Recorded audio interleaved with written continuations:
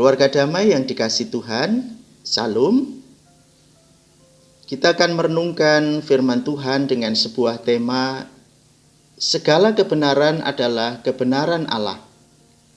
Sebelum kita renungkan, mari kita berdoa. Bapa, terima kasih kesempatan kami boleh merenungkan firman-Mu. Ajari kami supaya kami lebih mengenal Engkau dalam kehidupan kami. Di dalam Yesus Kristus kami berdoa. Amin. Bacaan diambil dari surat Paulus kepada jemaat Filipi, pasal 3 ayat 1b sampai dengan 16. Demikian firman Tuhan. Menuliskan hal ini lagi kepadamu tidaklah berat bagiku, dan memberi kepastian kepadamu. Hati-hatilah terhadap anjing-anjing, hati-hatilah terhadap pekerja-pekerja yang jahat, hati-hatilah terhadap penyunat-penyunat yang palsu.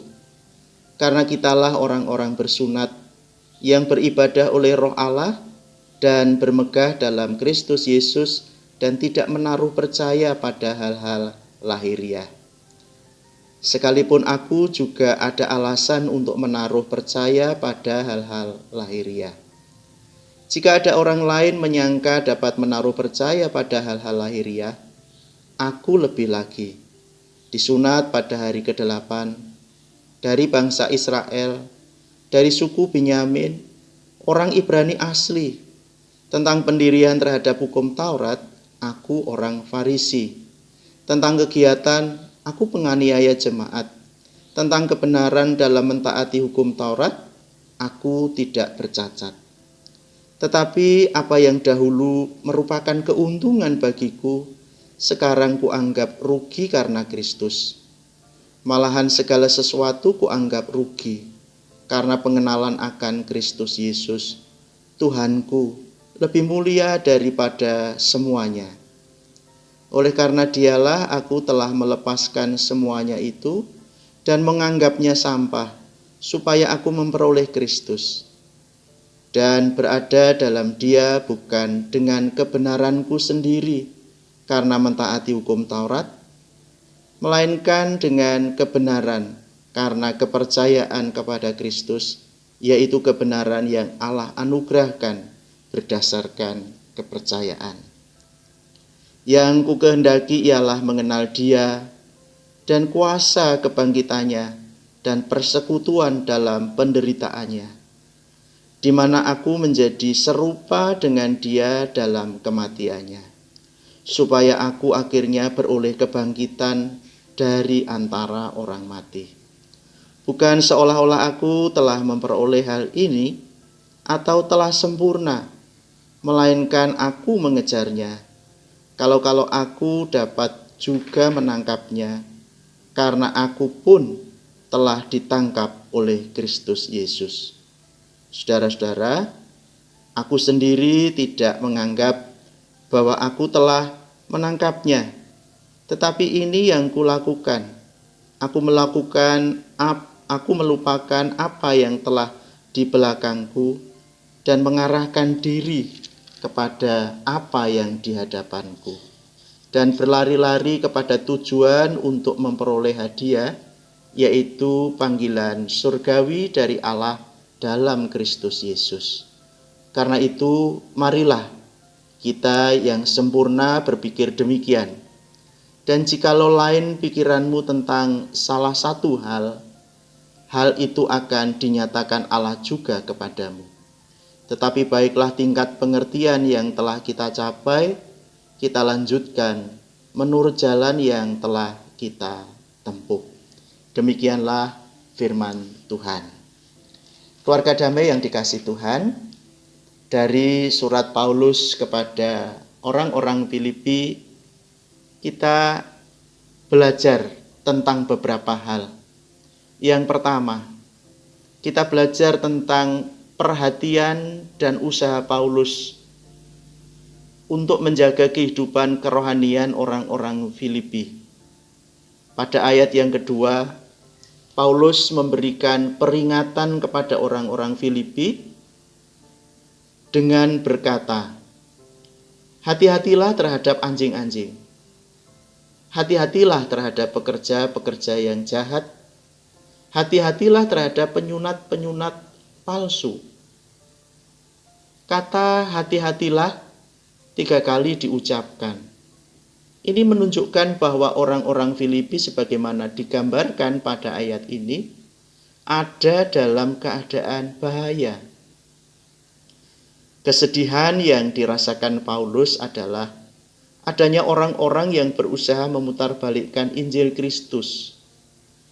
Kasihnya kepada Kristus, gereja dan kebenaran penebusan begitu kuat sehingga mendorong Paulus untuk melawan dengan sangat orang-orang yang merusak ajaran yang murni, sambil melukiskan mereka seperti anjing dan orang-orang jahat. Penyunat-penyunat yang palsu adalah ungkapan Paulus untuk upacara sunat yang diajarkan oleh para penganut agama Yahudi, yang menyatakan bahwa tanda sunat itu perlu bagi keselamatan. Paulus menegaskan bahwa sunat yang benar adalah karya Roh Allah di dalam hati seseorang bila dosa dan kejahatan dikerat. Di ayat 3 ditegaskan. Yang kedua, kita belajar dari teks yang kita baca memperlihatkan hati Paulus dan hakikat kekristenan. Kerinduan hati Paulus adalah pengenalan akan Kristus, memiliki persekutuan dan keakraban pribadi dengan Dia, serta berusaha menjadi serupa dengan Kristus. Di ayat yang ke-10, Paulus mengatakan, "Yang ku kehendaki adalah mengenal Dia dan kuasa kebangkitannya, di mana aku menjadi serupa dengan Dia dalam kematiannya." Paulus meletakkan iman bukan pada hal-hal yang bersifat lahiriah, melainkan pada kebenaran yang dianugerahkan oleh Allah. Pada ayat 5-9 dapat dikatakan bahwa hal-hal lahiriah yang dianggap oleh Paulus sebagai sebuah keuntungan sekarang dianggap sebagai sebuah kerugian.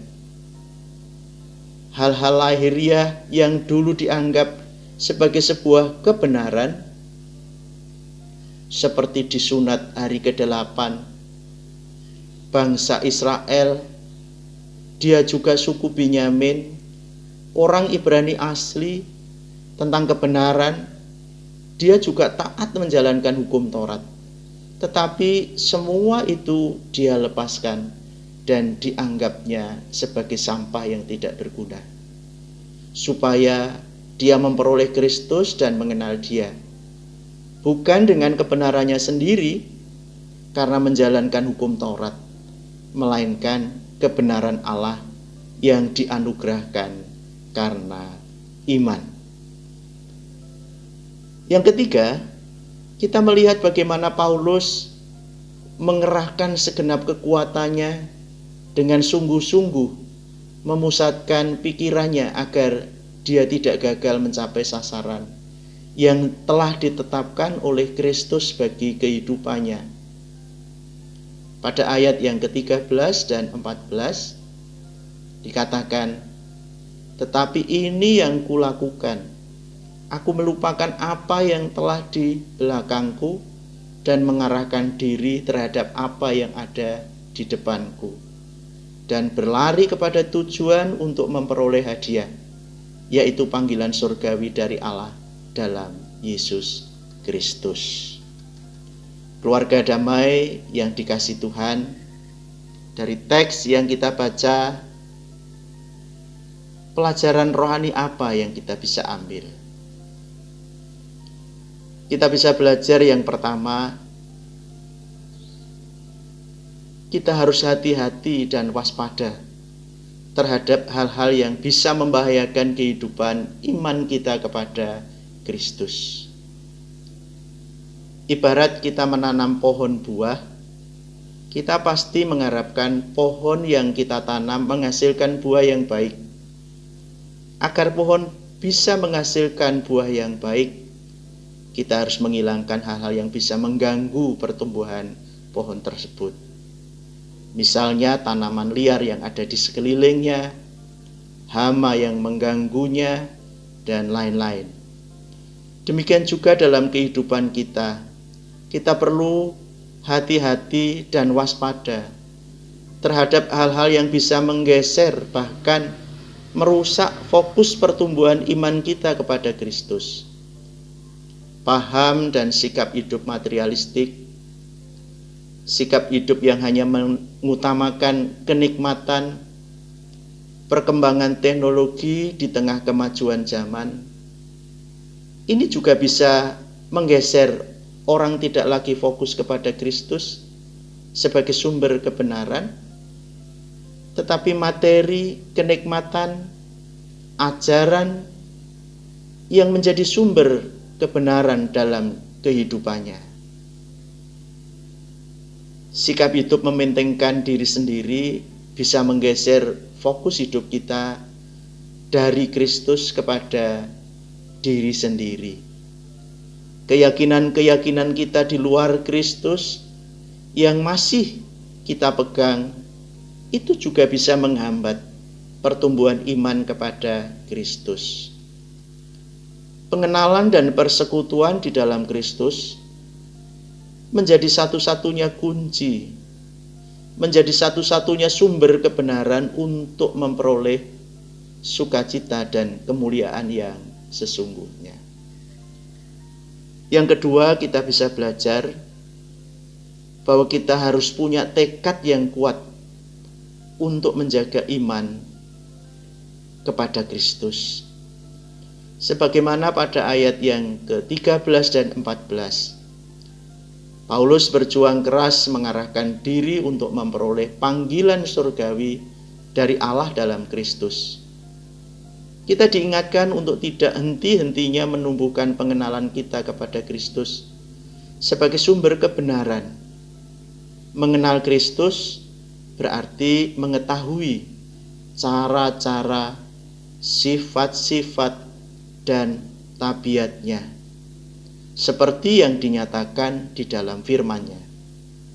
Membiasakan membaca, merenungkan firman Tuhan, dan bersekutu dengan Tuhan adalah cara kita mengenal Kristus. Sifat dan tabiat yang pada gilirannya menolong kita makin serupa dengan Kristus. Saya akan menutup renungan ini dengan sebuah ilustrasi yang mungkin ilustrasi ini pernah kita dengar bersama. Ada 3 orang buta meraba seekor gajah, lalu diminta mendeskripsikan gajah itu. Orang pertama mengatakan gajah itu seperti tiang yang kokoh karena dia memegang kakinya. Orang yang kedua mengatakan bukan, gajah itu bukan seperti tiang yang kokoh, tetapi seperti pipa panjang yang elastis karena dia sedang memegang belalainya. Bukan kedua-duanya, salah.